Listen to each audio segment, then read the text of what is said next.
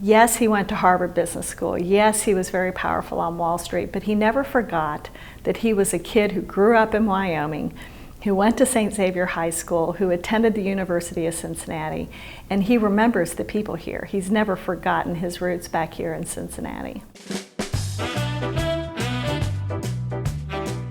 I would say, like most kids in the 50s, I kind of grew up in a pretty sheltered life. You know, you go to school, you have your neighborhood friends having summer jobs, and I was just that conservative Midwestern kid until I got to UC and the horizons kind of broadened. The one thing that my father ingrained into me was education is the most important thing you can have, and if I can give you a gift, a monetary gift, it will be to pay for your education. So I guess what drives me is to make a contribution, to leave the place better than when I found it. You give your time and dollars to those organizations where you think it's actually going to have an impact to help others.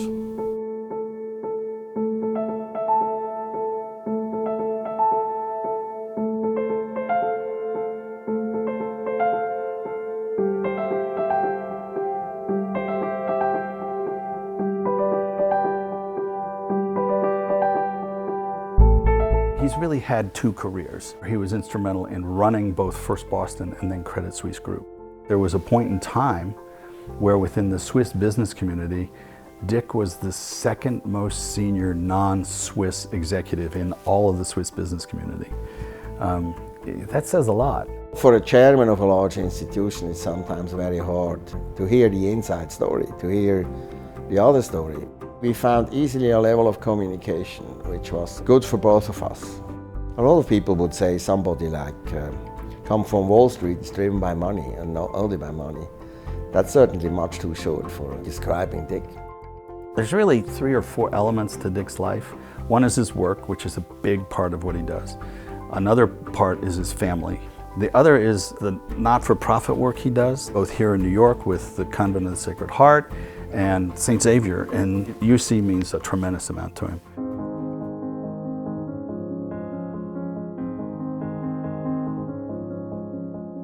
I watch him interact on the different committees that we're on and the questions that he asks and the insights that he provides.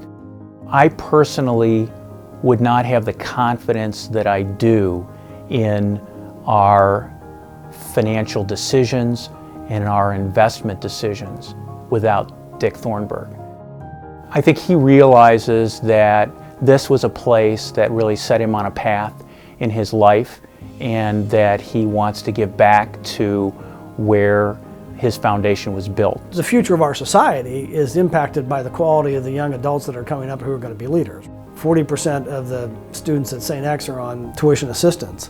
If you didn't have that tuition assistance, you wouldn't have a diverse enough body of students to provide the kind of experience you want your kids to go through. And Dick's generosity has made that possible for several generations of students.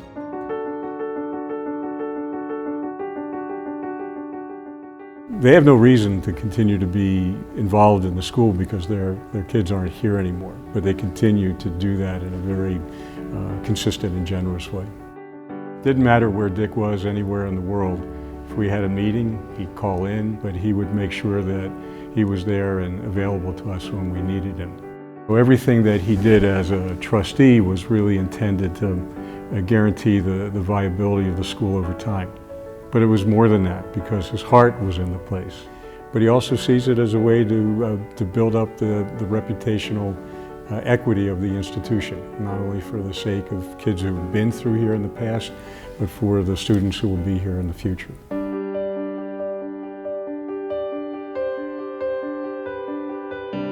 I think Dick wants it to be a better world because he feels so fortunate himself, and that comes through when he talks to our students. I was given opportunities to succeed and was rewarded handsomely from an economic standpoint, if not from a personal standpoint, and therefore I have an obligation to give back.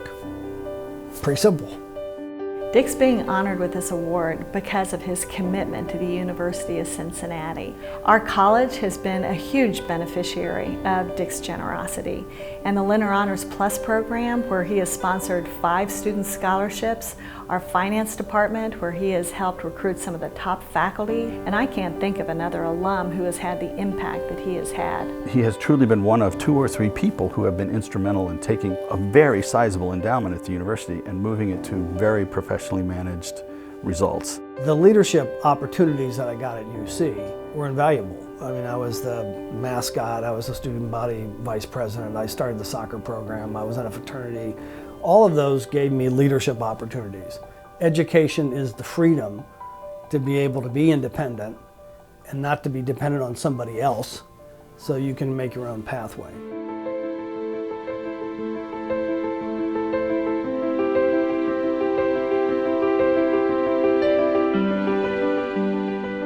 You know that he's powerful, you know that he's been successful, you know that he runs in circles that most of us will never touch, but yet he is so humble. You get what you see with it, because there is nothing hidden behind him which other people don't know. To be able to be a regular guy who grew up in Cincinnati and then project himself into the boardrooms of the United States and around the world, that's just world class. He embodies the purposes that a university stands for, providing education so that the world is a better place to live in. To help someone and to see them take something away from it that gives them a spark or some enthusiasm that gives them confidence to go off and do something, I mean, that's all about life, isn't it? Dick is always the guy you can count on to be there if you need help. I can call Dick and he can connect me with people around the world so that our students have a better experience. There is no one more committed to UC. There's no one more successful in their career, and there is no one who cares more than Dick Thornburgh does.